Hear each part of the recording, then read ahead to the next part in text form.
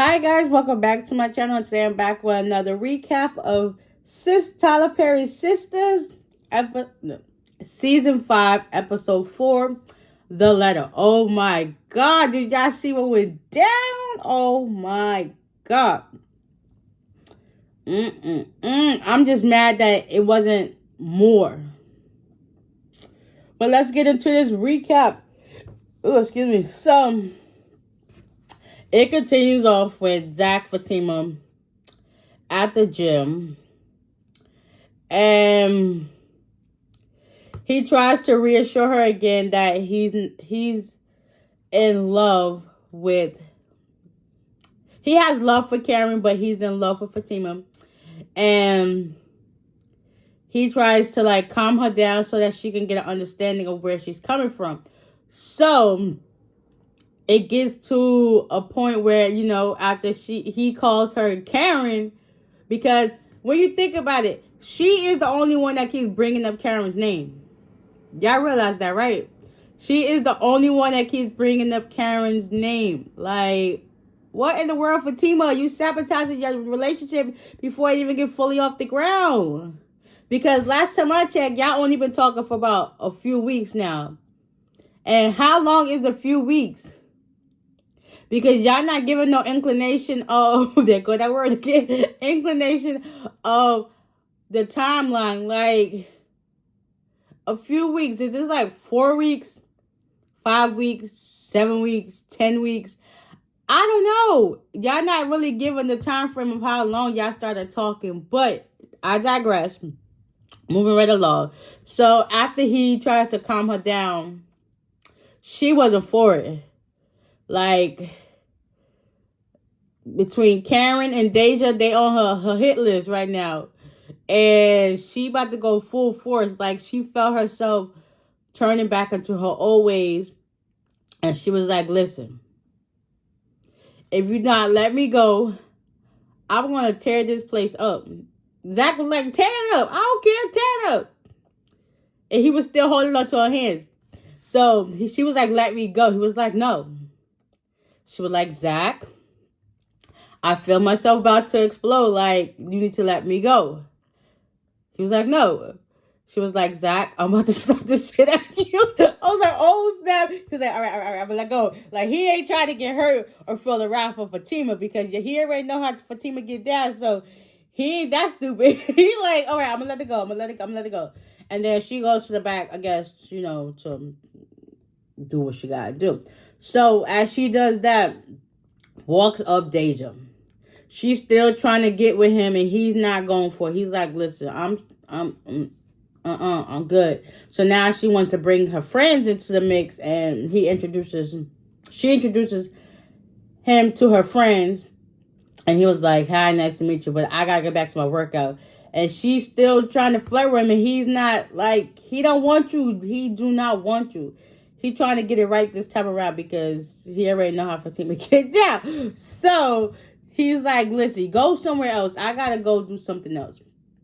And she eventually leaves, and he goes back to his workout. Now we're moving on to Calvin and Q. Q got another girl coming out of Maurice's room, and Calvin's just sitting at the table drinking his coffee, and Q puts his shoes onto the table, and Q walks the girl to the door, and Calvin knocks the shoes on the floor. So after Q locks the door, it comes back to the table. He was like, you threw my shoes on the floor. And then he sat down to sat down to put his shoes on, and Calvin was like, you don't find this is wrong? He was like, no. So he was like, so basically you did set him up. He was like, he admitted, he was like, yeah, I did. Because they gave me, this was my deal. So he basically got a get out of jail free card. And he did whatever he can to milk the situation. So after that, Q gets up and leave. And Calvin makes sure that he left fully. And out comes his room was a locksmith. So he basically had the locks changed and get a deadbolt put on the door to see if, Q's going to come back to the house. That's going to be crazy. Like, but he is a criminal. He probably going to find his way to get inside. So you got to be careful. He need to put a deadbolt lock on the windows as well, because you can never know. Once a criminal, always a criminal. All right, so after that, we go to, Miss Lisa and Karen. So Miss Lisa has Karen on bed rest. So she's only been on bed rest for about a day. And her mom is going full force. I mean, I would too, because the way she's stressing out and she's not even that fully pregnant yet. Like, you just a month and you doing all of this for what? So I kind of see where Miss Lisa's coming from. But then again, I also kind of see where Karen's coming from, because she's a grown woman. I mean, you're going to only do what you can do. But, everybody still has that child mentality. When it comes to their parents, they keep them in line and they're going to respect their elders, because that's just how they was raised. So Miss Lisa, she calls Aaron and to tell her that, listen, we have to, talk about this situation. So I want you to come to Karen's house at 8. And it is crazy because she still calls him the accountant. And he was like, huh? What? I mean, the preacher. Okay. Like, listen, that's what she gonna go. That's the name, and she gonna stick with it. So she tells him that maybe at 8, do not try to stress her out. And then Aaron gonna say, well, I'm not the one that stresses her out. She was like, I'm about to call Zach. He was like, oh, Zach has to come too. He be the one that's trying to stress out. Lately, it's been Aaron that's been stressing Karen out, because Zach is not thinking about her.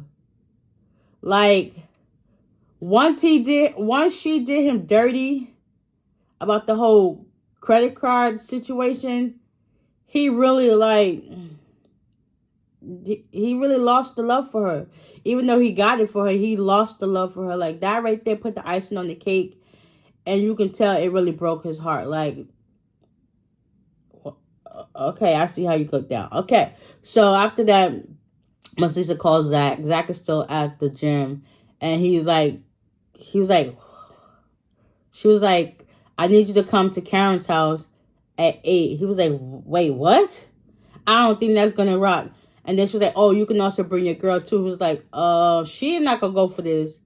But she was like, give me her number so I can call her. And Zach was like, nah, I'm good. I'll let her know. So Miss Lisa was like, all right, cool. So after that, Zach gets off the phone. Miss Lisa goes in to talk. Oh, during that time frame, Karen, she gets on the phone and she calls Andy. It's been about, let's say, a couple of days or so. Or maybe, 2 days. Excuse me, it's a lot that transpired in 2 days. For real, a lot. So Karen calls Andy and they chatted up for a little bit. And Karen tells Andy that she's been put on bed rest and her mom is there to take care of her. And basically Karen is out of the loop because she don't know that Sabrina's locked up. And she doesn't know about everything that's been going on with Andy. So basically Danny is taking up for Karen's spot right about now. She's in all the know. So Karen's chopping it up with Andy. And Karen asks Andy what's going on in her life. She's like, nothing basically your concern. So Karen heard her mother coming, so she hurried up the phone with her and they were going to talk later. So after that, Miss Lisa comes back into the room and she was like, listen, I heard you on the phone talking. And I set up, I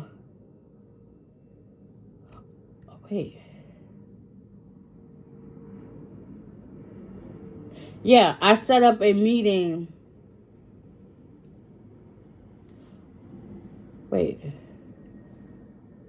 Yes, I set up a meeting so that y'all can get to the bottom of this. Also, during that whole time, Pam came to visit Karen too. So I left that part up, but yeah, they chopped it up too. So basically, Karen's taking over, not Karen. Pam is taking over Karen's spot for the week at the shop, so she's basically in charge of making sure that she gets everything in order, and Karen's supposed to call her to double check to make sure everything is straight. So after Miss Lisa told Karen that the boy's supposed to be coming through and that she also invited Fatima to come through, she realized that, yeah, she was doing too much. She was really doing too much, because she also confronted Pam that did she call Aaron to let him know that she was at the hospital. She was like, no. But then Pam also reminded her, like, listen, didn't you say that he was friends with a doctor that works there? She was like, oh yeah. So now that she realized that what the heck, that everybody was telling her the truth, and Aaron basically knew where she was at because of the doctor friend, and he wouldn't tell her. I wondered if when Zach gets to the house, is she going to apologize to him and Fatima, because she was doing the most. Like, you didn't even let him get a chance to explain. First of all, why would your ex-boyfriend call your new boyfriend to tell him that you're in the hospital? That ain't got nothing to do with him. Like, you didn't really think that far ahead that it didn't make sense. And you didn't even let him explain himself. You really would have come off the fence and call his girl out her name? Like, what? Now, what if it was the other way around? What if it was the other way around? You wouldn't like it at all. At all. It's crazy. But anyways, after that, they got to understanding. Fatima, she has a run-in. She's still at the gym. She done changed back into her work clothes with Deja and her girls. So Fatima's like this, standing up against the wall, like, and she asked Deja, she was like, so what would you talk about? She's like, I would just talk to my friends about this boy that I said was cute. Because she walked in with Deja said she gonna be late on her rent, so she gonna try to use her powers down there to help get with the rent, and so that she could get with Zach, but Zach ain't falling for it. So basically, long story short, Fatima had enough of Deja, and Deja was like, I ain't worried about your behind anyway. While her arm was still in that locker door, Fatima was like, boom, boom, boom. She slammed her arm hard in that door. And her friends ran out and left. And one of the girls, I think Maria, she stopped. And then Zach was outside. And he was like, somebody need help. He was like, Fatima. And the girl was like, you cannot go in there. He was like, all right, I'm not. You go get somebody to go get some help. And as the girl was about to go, Zach goes in. He was like, listen, I'm coming in. My eyes closed, and y'all better be dressed. So he sees Fatima over the door with Deja's arm in it, still slamming him. And he was like, Fatima, you got to calm down.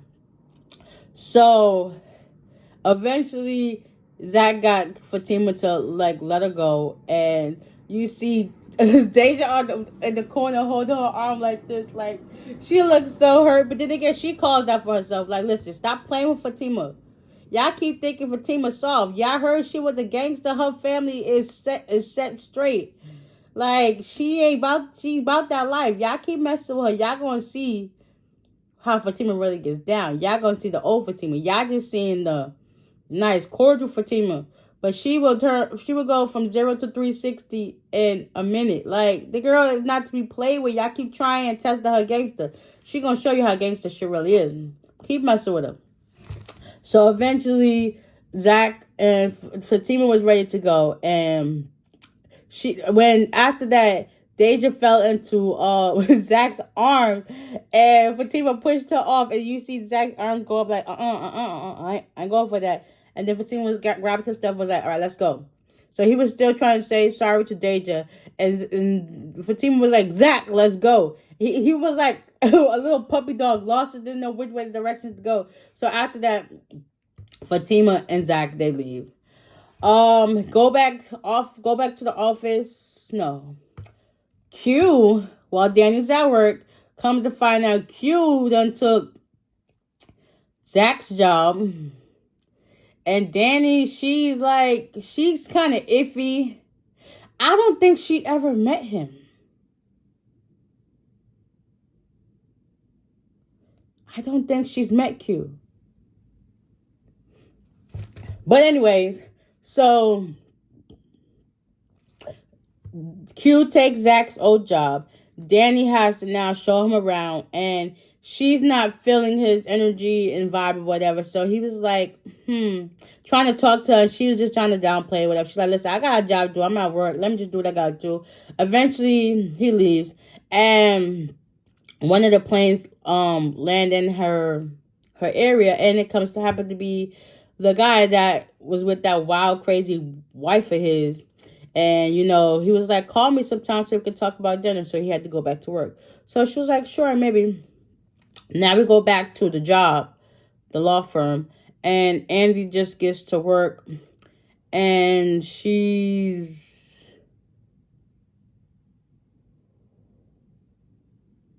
gets a call from Danny. And Danny was like, have you talked to Robin yet? She was like, no, he's in a meeting. And Danny was not trying to go for it. She's ready to get Sabrina out. That's her road dog. The same way Andy and Karen are besties, Sabrina and Danny are besties. They just don't know it. They just happen to all be friends with each other. But they got their besties, and you can definitely tell. So Danny's all gung-ho to get Sabrina out of jail. She was like, listen, Calvin got $20,000 to help for her bail. Andy was like, listen, we don't even know if she has grounds for bail yet. So basically, Danny wants Andy to hurry up and talk to Robin, and Andy's not really trying to go for it because he's in a meeting right now. So eventually, Andy told Danny, like, listen, you're starting to stress me out. I will let you know when I know the information. So we go back to Fatima. She now made it to work, and she has like this meditation thing going on, and she's doing a little zen to calm her down. And so in walks Andy. And Andy's talking to her while Fatima's eyes are closed. She's telling her, like, listen. Andy was like, do you see who came here today? She was like, yeah, I saw him. And she was like, are you okay? Do you need help? She was like, yeah, I'm okay. I'm just trying to, center myself because I'm really stressed out right now. So at this point, Andy sits down and she was like, do you want to talk about it? She was like, Karen. She was like, oh, I'm sorry. And then she was like, yeah, she called me last night, cussed me out, called me all types of bitches. And Andy was like, oh, hell no. Like, yeah. So that right there it's just blowing minds. And Fatima can't take it. Like, why do somebody you don't love is causing you so much hostility and anger? It's like, what in the world? So after a little talk or whatever, Andy basically just came in to get a case that Fatima was working on, and she handed it to her. And then after that, Zach calls like, listen, Fatima, I just want to talk to you. She was like, I'm at work. He was like, yeah, I know. I'm at the receptionist. She was like, okay, I'm headed to the break room right now. So basically, they go into the break room and they talk. Basically, Zach reassures her again. Like, listen, I love you. I'm in love with you. I do not love Karen. I want to be with you. I don't want to be with her. Like, listen, I hate when you this mad, and I can't. I don't like when you this way because I know how you get. So he basically calms her down again. And he tries to reassure her, like, listen, I know that things are at a vulnerable and emotional state right now, but we're going to get through this. And it's just going to take time. So after that, he was like, I love you. He was asking again. Of course, every time they get into an argument, he was like, can I touch it? She was like, no. So as they leave the break room or whatever, she did a little smile for him. He was like, that smile is fake as hell. I was like, oh, that. So after they leave the break room, they had a little understanding of talking. And he also told her that Miss Lisa invited her to Karen's house. She was like, nah, it's not going to happen. So basically, she's just gonna go home with her friends and her cousin, and they're just gonna chill at the house. So he's like, hopefully you can be home waiting for me in that dress. She was like, nah, not gonna happen. So after that, they leave out the break room. As soon as they open the door to leave, in walks this booger that needs to go away. Like, bro, you is irking the nerves and mine. Mr. Hayden himself. So you could tell that they've been around each other for far too long, because their mannerisms are just the same. They literally like one and the same. You see, they standing there like with the head like. Hayden said something to him. He was like, "You're not supposed to be here. I have a restraining order on him." And Zach was like, "Don't you know I don't care? Like, you talking about Zach? He done been to jail for like forever. Like, he about that life. You gonna get them hands again. You better stop messing with him and Fatima. You on the list too." So basically, all you see is Zach and Fatima like, "Are you hard-headed?" And they both did the unison head like, I'm going to insert the clip here.